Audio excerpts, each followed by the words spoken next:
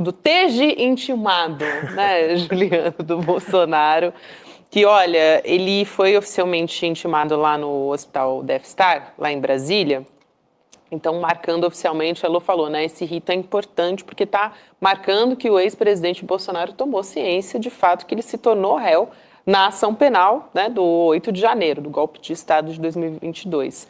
O Moraes, ele decidiu intimar o Bolsonaro no hospital, a gente estava comentando, por conta das lives. Ele estava fazendo live em UTI, deu entrevista para o SBT, participou de live com os filhos dele, então com o Flávio, com o Eduardo, com o Carlos Bolsonaro. A gente viu agora há pouco, se a gente até puder colocar na tela mais uma vez, até o ex-piloto Nelson Piquet participou dessa transmissão com os filhos do Bolsonaro. Então, e ele tem publicado muito em redes sociais, eu não sei se você viu, no domingo de Páscoa a gente foi surpreendido com uma foto do Bolsonaro ali, né, na Eu tô UTI. Bloqueado nas redes do Bolsonaro.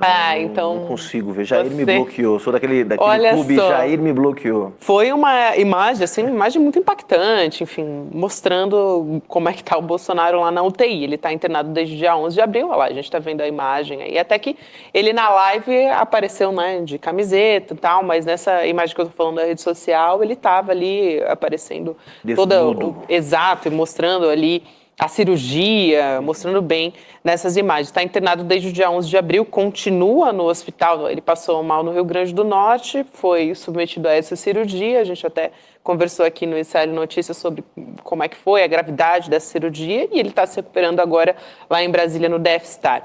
Um dos esportes, desculpa, Gabi, um dos esportes nacionais do Brasil é o esporte fuga do oficial de justiça. O que tem de gente que... Eu tenho um amigo que é um grande amigo... Nesse caso não tem nem como, que né? é oficial de justiça, nesse caso ele não pôde fugir, que é a fuga do oficial de justiça. Tem, inclusive, uma série de manobras que as pessoas usam.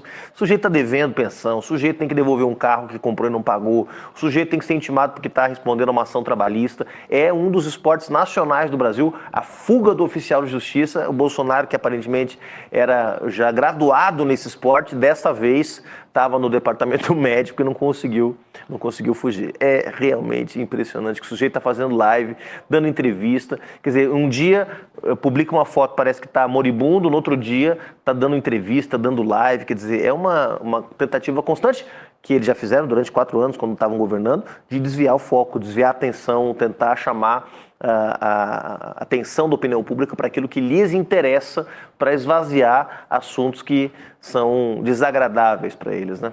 Isso é muito interessante, porque o Bolsonaro, ao mesmo tempo que ele quer dar uma demonstração de força por conta da anistia e dos apoiadores bolsonaristas dele, ele também quer o discurso, né, da vitimização. Tem sido uma marca muito forte do Bolsonaro nesse processo todo que ele está sendo julgado da trama golpista. A Cristina Serra está chegando para conversar com a gente a respeito disso também. Cris, boa noite para você. Bem-vinda, querida. Oi, Gabi, Juliano, todo mundo que está aqui com a gente, boa noite. Vamos lá, Cris, a gente estava trazendo aqui a novidade, né, a respeito da intimação oficial do Bolsonaro. Importante esse rito, como disse a Elô, agora oficializando que Bolsonaro é réu nessa ação penal que está sendo julgada ali no Supremo Tribunal Federal. Gabi, eu acho que tem 2 coisas importantes aí. Primeiro, não pode ficar essa farra de live, de entrevista para um sujeito que está na condição que ele está, né? Não só porque ele está doente, não é isso, é porque é réu no Supremo Tribunal Federal, e isso é claramente o que ele faz, um deboche, né? Então, o Judiciário, o Supremo Tribunal Federal, fez certo. Primeiro, tem que intimar mesmo, né? É uma medida, um passo importante em todo esse processo que a gente está acompanhando. E segundo, para acabar com essa farra e com esse deboche, né? Não dá, isso não é aceitável, e o Supremo fez muito bem, e com isso consegue manter os prazos de todos os procedimentos. O judiciário, a gente sabe, tem um rito, né, que é necessário para manter o legítimo direito de defesa, todos os ritos processuais, né, o devido processo legal. Esses prazos existem, têm que ser respeitados. Agora, não se pode ficar usando artimanhas para escapar. Como disse aí, o Juliano estava contando que isso é um esporte nacional. De fato, existem muitas maneiras de você tentar adiar uma comunicação oficial, né, de uma intimação e etc., né, mas não pode mais, né? E, sobretudo, neste caso, em que fica muito clara a intenção do Supremo Tribunal Federal, da primeira turma, do relator, né, com relação à celeridade do processo, sem atropelar nada. Alexandre de Moraes não está atropelando nada, Supremo não está atropelando nada, mas os prazos têm que ser cumpridos de uma maneira razoável, né? Não é razoável um sujeito alegar que está doente, ficar fazendo live e não poder ser intimado, né? Então, quebrou a cara e foi intimado dentro do hospital. E assim seguirá o ritmo, porque até o que tudo indica, e a gente tem visto, né, até pela aceitação de mais um núcleo de golpistas como réus, que a primeira turma tem tudo para julgar esse caso novamente, com todos os ritos respeitados e todos os prazos respeitados, tem tudo para resolver esse assunto ainda neste ano.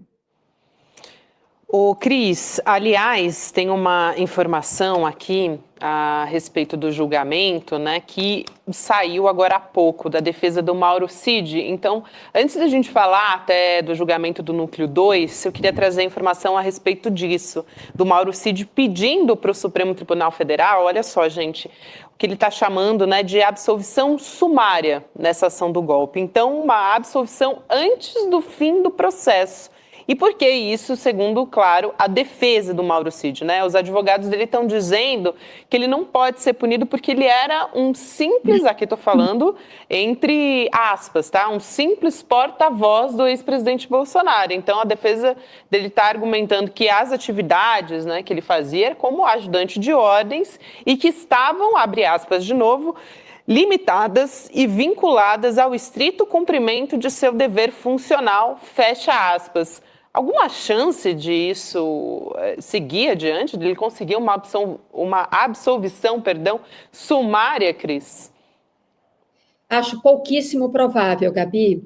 É claro que o ministro Alexandre de Moraes pode tomar essa decisão, isso é possível, é permitido. Agora, com todo o histórico que a gente tem do Mauro Cid, é pouquíssimo provável que o Alexandre de Moraes conceda uma absolvição sumária, né? Ainda mais uma absolvição nos termos que o Mauro Cid está pedindo. Ele não era um simples porta-voz. Ele não estava apenas cumprindo as funções dele de ajudante de ordens. Quando a gente ouve ou lê as transcrições das conversas, ele estava, sim, ativamente participando das articulações, fazendo, sim, um papel de leva e trás, né? Porque ele era o contato mais próximo do Bolsonaro, ele estava o dia inteiro ao lado do Bolsonaro, mas ele dava informações, sobretudo, ele informava aos outros golpistas o que o Bolsonaro estava fazendo, quem veio, quem entrou, quem saiu, enfim. Ele participava, sim.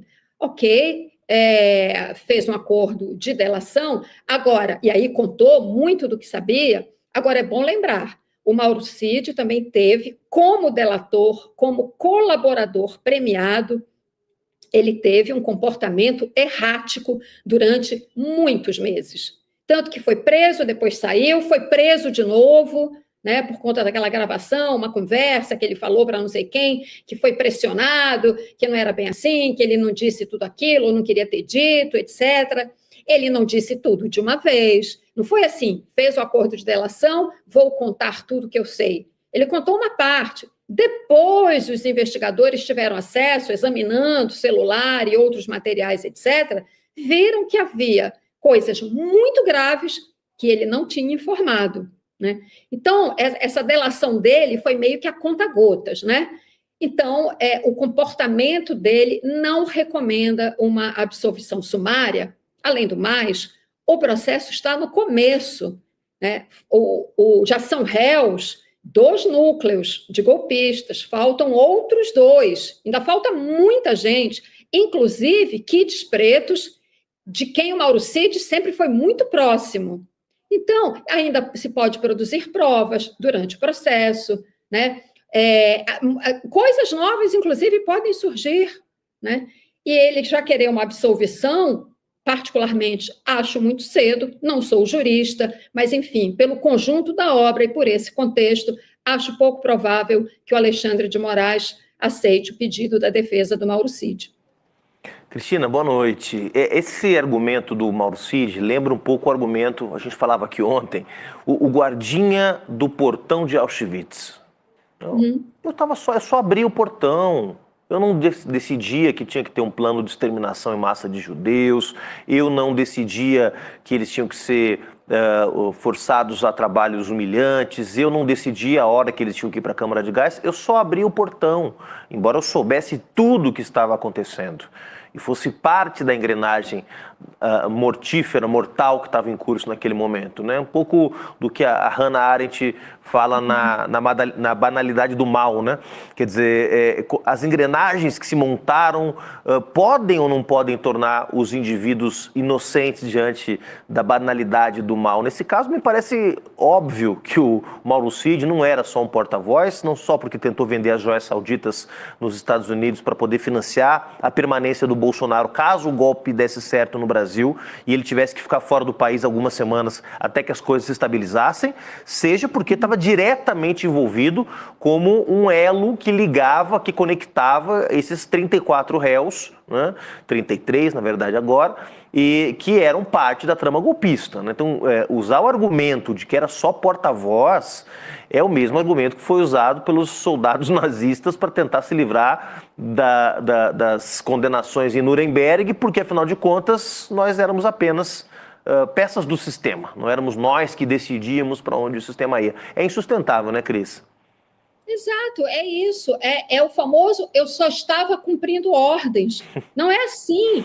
Muitas pessoas, e a história está cheia desses exemplos, você é historiador e sabe disso, a história está cheia de exemplos de pessoas que se recusaram a cumprir ordens indignas, imorais, né? Ele poderia ter feito isso, não fez, participou. Tem um caso aqui que eu vou citar, que vocês certamente conhecem muito bem, que para mim é um dos casos mais impressionantes de coragem de um militar que se recusou a participar daquele plano absurdo, né, criminoso, de explosão do gasômetro aqui no Rio de Janeiro, durante a ditadura. O brigadeiro João Paulo Burnier, um golpista de primeiríssima hora, que, além de participar do golpe de 64, tinha participado lá atrás contra o Juscelino, acho que em Jacareacanga,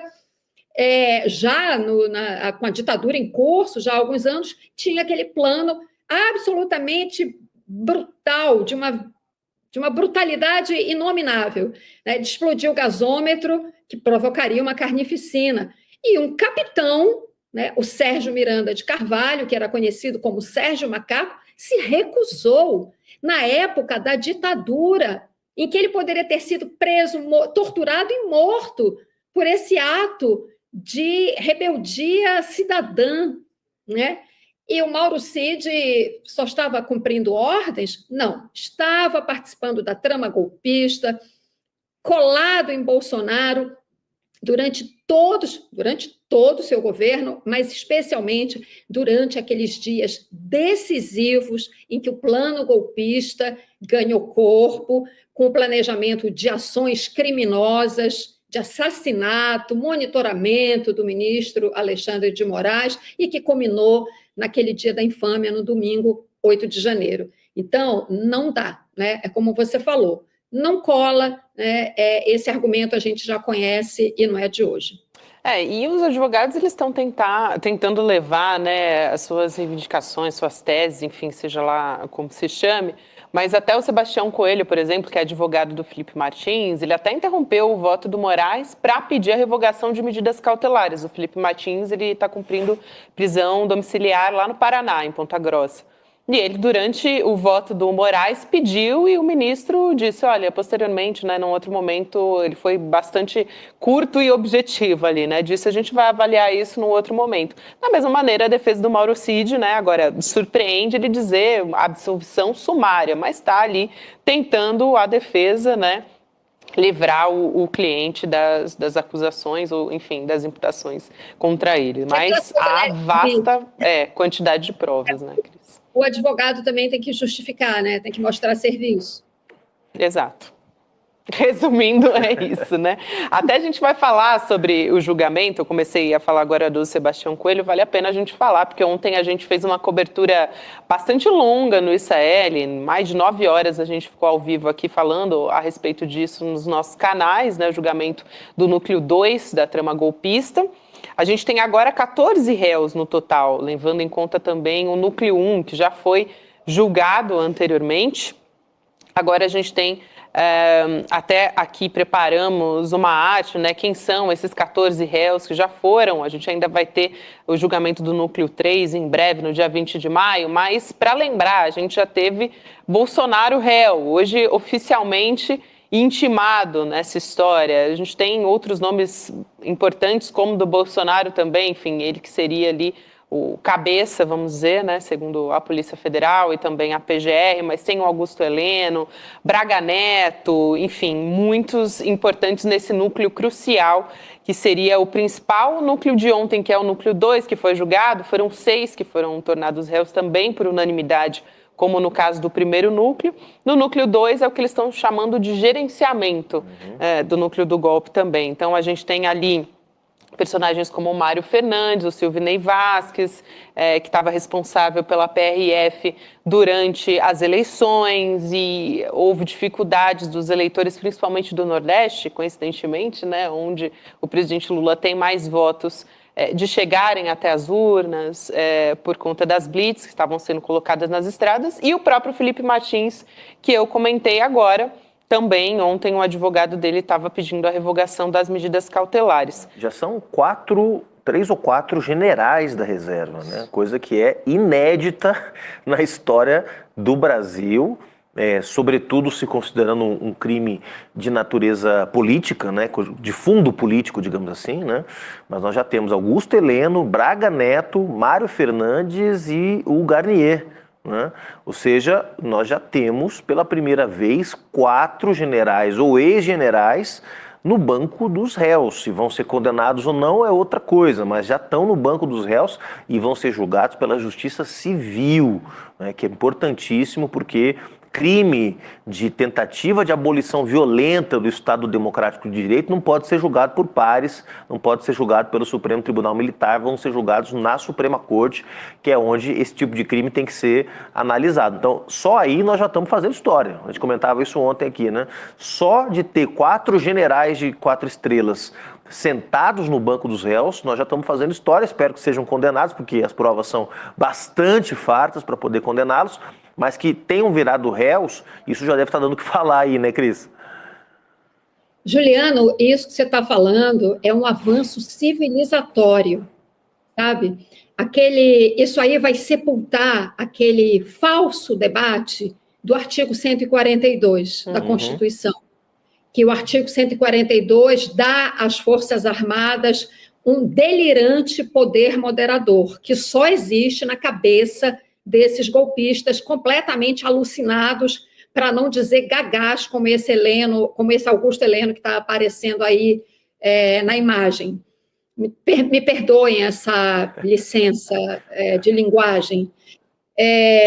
Então, trata-se sim de um avanço civilizacional, você ter militares, tantos militares, porque nos próximos núcleos vai entrar agora militar de baseada, no núcleo, acho que no núcleo 3, se eu não me engano. Enfim, tantos militares, e militares, como você destacou, de alta patente, subordinados à justiça civil. Isto, de fato, é um avanço civilizatório. Eu não queria deixar de mencionar aqui uma coisa, pelos nomes que a Gabi estava aí mostrando. Você vê como a peça da PGR, da denúncia, que o Supremo, a primeira turma do Supremo está usando como a base, né, a base do processo e a denúncia da PGR, como ela é bem articulada. O primeiro núcleo se tornou réu, né, que é a cadeia de comando, que eles chamam o núcleo crucial, porque é a cadeia de comando. O segundo núcleo tem personagens também muito importantes que estavam justamente no comando de operações específicas muito importantes para o sucesso e o desfecho do golpe. O Mário Fernandes, por exemplo, né, é aquele da famosa conversa em que ele fala que o golpe, que teria que conversar com o Bolsonaro, levar para conversar com o Bolsonaro no planejamento do golpe, a rataria. Essa é uma linguagem muito simbólica do que a gente está falando, né, e do que estava nos ameaçando. Era a rataria que daria o golpe. Esse é o Mário Fernandes. Nesse núcleo, que a primeira turma também acabou de aceitar como réus, tem 3 personagens imediatamente subordinados ao Anderson Torres, quando era ministro da Justiça, e 2 deles continuaram subordinados ao Anderson Torres quando ele se tornou secretário de Segurança do Distrito Federal.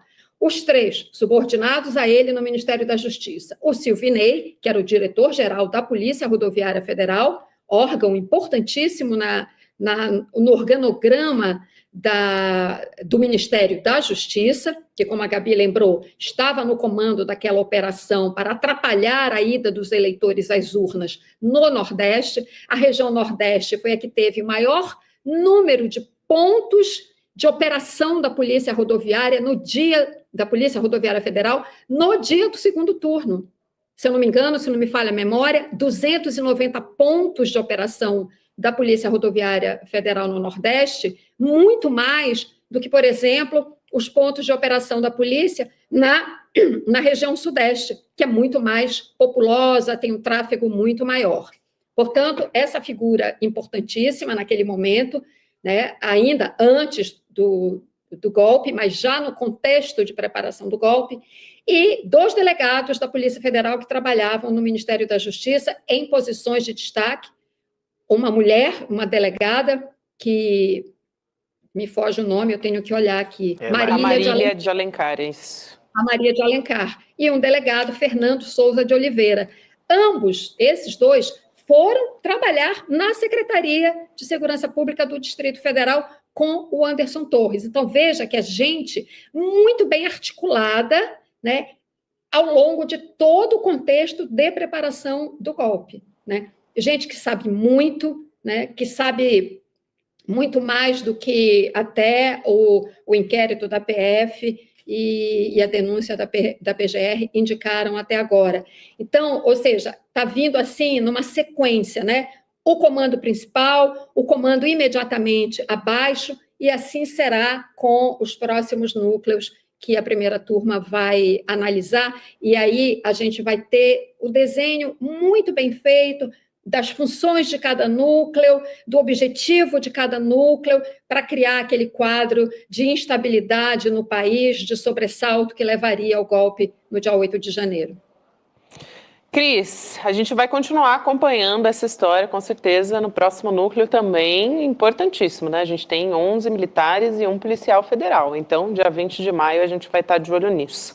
Obrigada demais, querida, bom descanso para você, até a próxima. Obrigada, tchau, tchau, gente, boa noite. Boa noite.